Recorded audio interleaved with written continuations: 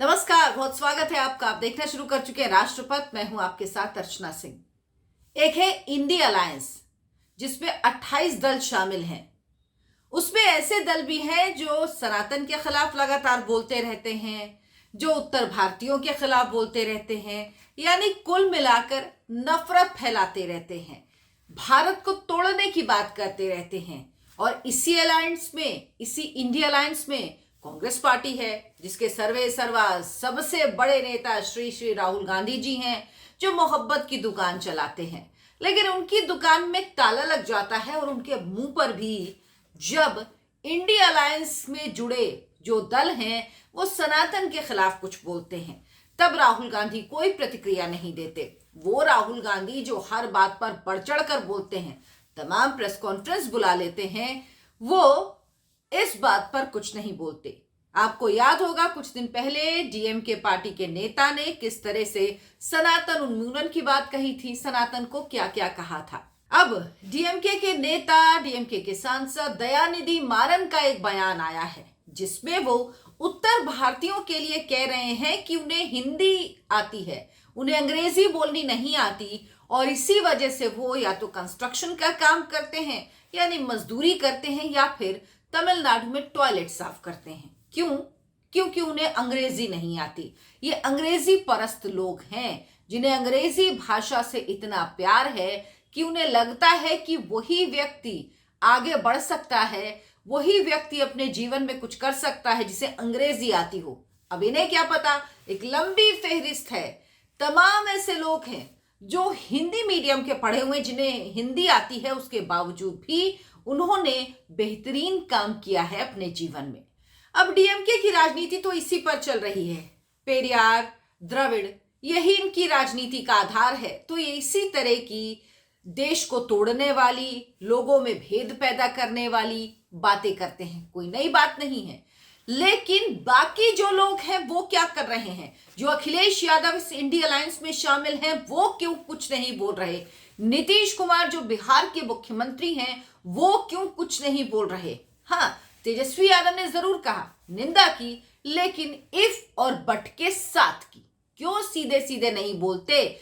क्यों सीधी बात नहीं करते? अखिलेश यादव, जिनको उत्तर प्रदेश के लोगों ने मुख्यमंत्री बनाया, 2022 में 111 सीटें आई, लेकिन उनके मुंह पर ताला लग जाता है। क्यों? क्योंकि डीएमके इस इंडी अलायंस का हिस्सा है, इसीलिए अखिलेश यादव कुछ नहीं बोलेंगे, उनके मुंह से कुछ नहीं निकलेगा, उनको सांप सूंघ जाएगा। नीतीश कुमार जो बिहार के मुख्यमंत्री हैं, उन्होंने अभी तक कुछ नहीं कहा। इतना बड़ा बयान जहां पर यूपी और बिहार के लोगों को सीधा सीधा टारगेट किया गया है, हिंदी भाषी लोगों को टारगेट किया गया है, देश में भाषा के आधार पर विभेद पैदा करने की बात की गई है, कमतर दिखाया गया है। मतलब जिनको हिंदी आती है वो सिर्फ टॉयलेट साफ करते हैं तमिलनाडु में जाके, या फिर वो कंस्ट्रक्शन का काम करते हैं, मजदूरी का काम करते हैं। इसके जरिए ये लोग उत्तर दक्षिण का विभेद पैदा करने की कोशिश कर रहे हैं, ये नेता। लेकिन इसके पीछे क्या वजह है? कहीं डीएमके के नेताओं का डर तो नहीं?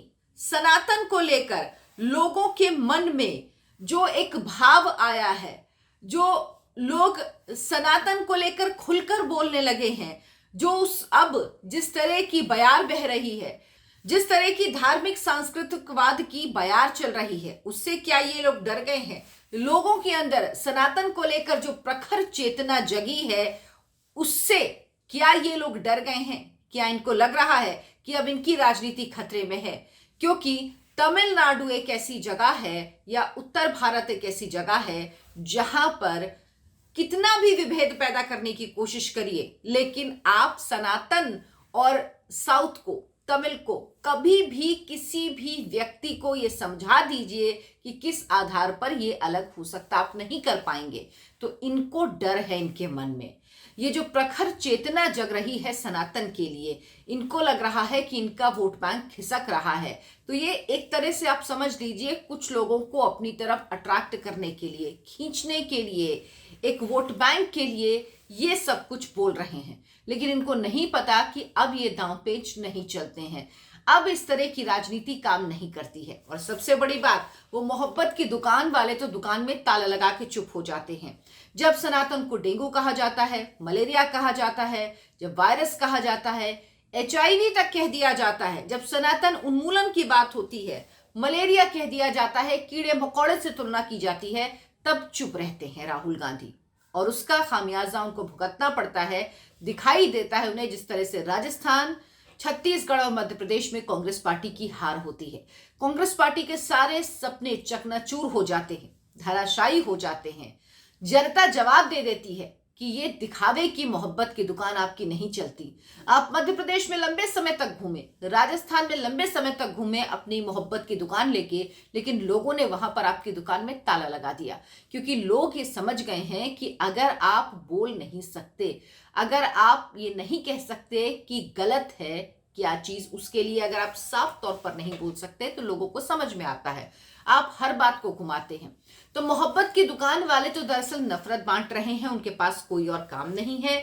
नीतीश कुमार, अखिलेश यादव चुप हैं, उनके मुंह से एक शब्द नहीं निकला, उन्होंने कुछ नहीं कहा, उन्होंने इसका विरोध नहीं किया। राहुल गांधी भी कुछ नहीं बोले, मल्लिकार्जुन खड़गे कुछ नहीं बोले, और कुछ बोलेंगे भी नहीं ये लोग। और अगर बोलेंगे तो देखिएगा गोलमोल बात करेंगे, साफ बात कोई नहीं करेगा। कोई ये नहीं कहेगा कि आप इस तरह से नहीं बोल सकते। तभी इनका हाल उत्तर प्रदेश और बिहार में ये है, जहां कोई नाम लेवा नहीं बचा है कांग्रेस पार्टी का। कांग्रेस पार्टी इसीलिए इस हद तक पहुंच गई है कि कोई उसको वोट देने के लिए नहीं बचा, जमीन में कार्यकर्ता नहीं बचा। प्रियंका गांधी वाड्रा जो प्रभारी थी, उनको हटा दिया गया। कांग्रेस पार्टी ने चुनाव से सोचिए कितना, 3 महीने मुश्किल से बचे हैं, जब अधिसूचना जारी हो जाएगी लोकसभा चुनावों की, उसके पहले प्रभारी पद से हटा दिया गया। मतलब आपने ऐसी पार्टी देखी है जो राष्ट्रीय स्तर की पार्टी है, क्योंकि उनको पता है वहां कुछ नहीं होने वाला। और उसकी वजह यही है, जो कांग्रेस पार्टी ऐसे बयानों पर कुछ नहीं बोलती, ऐसे लोगों को अपने साथ रखती है। उसे लगता है कि इससे उसको फायदा होगा, लेकिन इससे सिर्फ और सिर्फ नुकसान ही होता है। और भी मुसीबत बढ़ने वाली है कांग्रेस पार्टी की। अब भगवान श्री राम के विग्रह की प्राण प्रतिष्ठा होनी, उसको लेकर कांग्रेस पार्टी को निमंत्रण गया है, सोनिया गांधी को निमंत्रण गया है, मल्लिकार्जुन खड़गे को निमंत्रण गया है। तो अब ये लोग जाते हैं या नहीं जाते हैं, ये बहुत कुछ अपने आप में तय कर देगा। लेकिन ये समझ लीजिए मुश्किल बहुत बढ़ गई है। निमंत्रण ना मिलता तो अच्छा था, सोच रहे होंगे, मिल गया तो मुसीबत बढ़ गई। जाए तो मुसीबत, ना जाए तो मुसीबत। लेकिन अगर नहीं गए तो ये समझ लीजिए ये वही लोग हैं जो राम विरोधी हैं।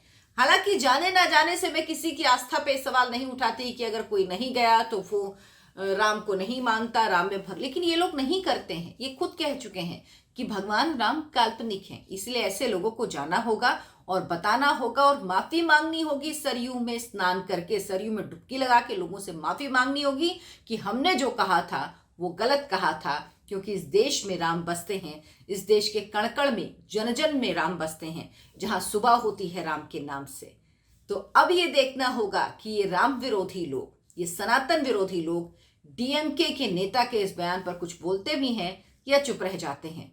और इनका ये गठबंधन क्या सिर्फ एक दिखावे का गठबंधन ही बनकर रह जाएगा, जिसमें सिर्फ नाम के लिए साथ होंगे, बाकी कुछ होता नजर नहीं आ रहा। अगर आपको मेरा वीडियो पसंद आया हो तो लाइक करें, शेयर करें और मेरे चैनल को सब्सक्राइब जरूर कर लें। नमस्कार।